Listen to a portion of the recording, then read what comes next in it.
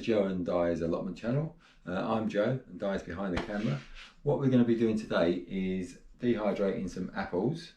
We've got 2 apple trees in the garden and we've got 3 on our 2 plots as well.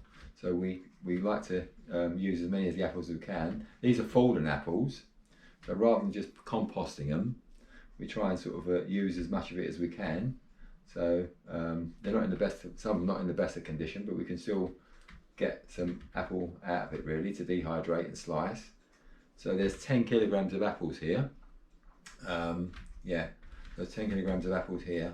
And what we do is we dehydrate them, and we'll also save some of the peel, which we can dry and make into a powder for tea as well, which is a lovely way of having some apple tea.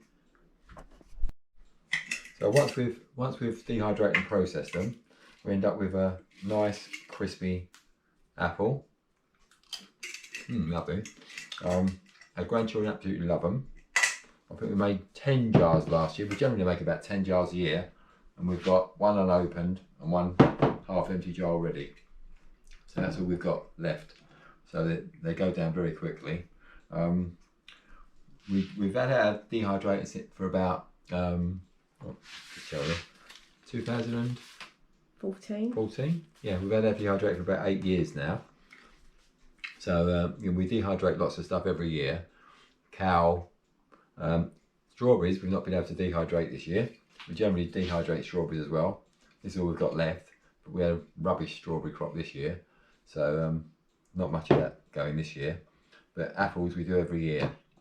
All you need is a peeler, a corer, a nice sharp knife, and a bucket for your compost. And we've got a slicer, which we use to slice the apples because we like to get them to a uniform size, about 1/4 inch thick. And that makes the drying process a lot quicker, and they come out sort of evenly cooked really. So that's useful. And obviously a dehydrator. As I said, we've had that one since 2014. It's a Mark 9 tray dehydrator. Looking on eBay this morning, you can pick up dehydrators from around £50 up to sort of £200, and there are a lot on there. I noticed this morning there's a lot on there that have been already used, hardly used at all really, some of them. So you can pick one up for sort of a good price really. If you haven't got a dehydrator, the other alternative is to use your oven, but you have to get the temperature down to around 57 degrees centigrade. Most ovens start around 80. So what it does mean is you have to leave the door ajar, slightly open, to bring the temperature down while you're drying the produce in there. I mean, if you can get hold of a dehydrator, it's well worth it. Looking on the eBay this morning again, or Amazon I think it was, I think it's 500 grams of dried apples cost you around £6. So I think we dried 10 jars last year, which sort of equates to around 3 kilograms. So 3 kilograms would cost you around £36 to buy in the shops. So it pays for itself in no time really. If you dehydrate sort of parsley and cow, and you can dehydrate almost all your produce from the allotments. We make our own bouillon, so there's lots of things you can use it for, and it saves a lot of space in your freezer. So it's well worth thinking about. So the first step would be to thoroughly wash the apples. Even though they're organic, we like to wash them to get the dirt off them basically. So we do that first. We'll wash them and let them drain for a while. So just give them a sort of rough wash with your hand, just to get any dirt off them basically, because they have been on the floor before we picked them. So I like to give them a good sort of wash, leave them to drain for a while. So the first step would be to actually core them. This little core is useful. So just push it through. Takes the core out. They can go in the compost bin for the worms. Then peel them. So these red ones, I like to keep the red peel because they're sweeter. They make a lovely tea. So the ones that look good we'll keep.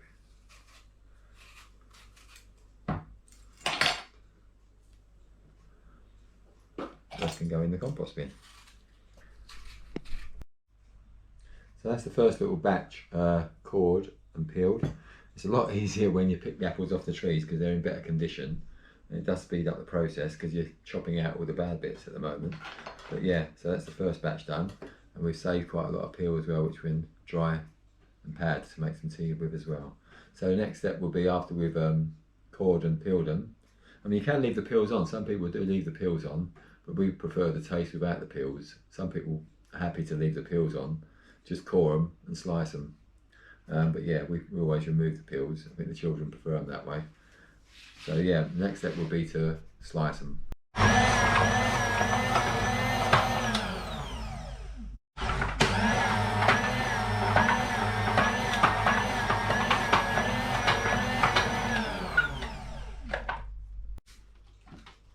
So it's just a matter of then laying them on the trays.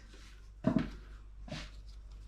mean, you can put them into lemon juice if you don't want them to brown, because they will brown at this stage. Sort of, they hit the air and they start going brown. It would be sort of the juice of 1 lemon, and in 3 cups of water, and you dip them in, and that'll stop the browning process. But yeah, I mean, we just lay them on the tray. They go brown. It doesn't matter really to us. So just a quick update. We've been going about 45 minutes now, and we've just filled a tray with peel, and we've got 6 trays full up. So a little bit longer. We've got another 2 trays to fill up after this. So that's taken us about an hour to sort of wash, core, peel, and slice the apples, and we've ended up with a compost bin full. So that'll be lovely for the worms to eat and turn it into soil. So we've got 8 trays of sliced apple and 1 tray of peel, which we're going to turn into powder into apple tea. So that now goes on 135 Fahrenheit or 57 degrees centigrade for approximately 7 to 8, between 6 and 8 hours. Normally takes us about 7. So we'll put that on now. And yeah, we've used about half of the apples, I think. So we've only used about 5 of those 10 kilograms that we started with. So we can make another batch tomorrow. So that'd be batch number 2 tomorrow we can make. So yeah, we're ready to sort of turn it on. So I put the top on, put the door on, and just switch it on.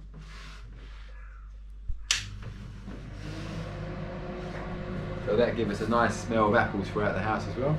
Lovely aroma. And we'll come back and see the sort of finished product in about 7 to 8 hours time. So these have been drying for 7 hours now. As you can see, they're all thoroughly dry. They're nice and snappy. That's how we like them, nice and snappy. So we've let them cool down now. So it's just a matter of taking them out, loosen them all up, and putting them into a jar.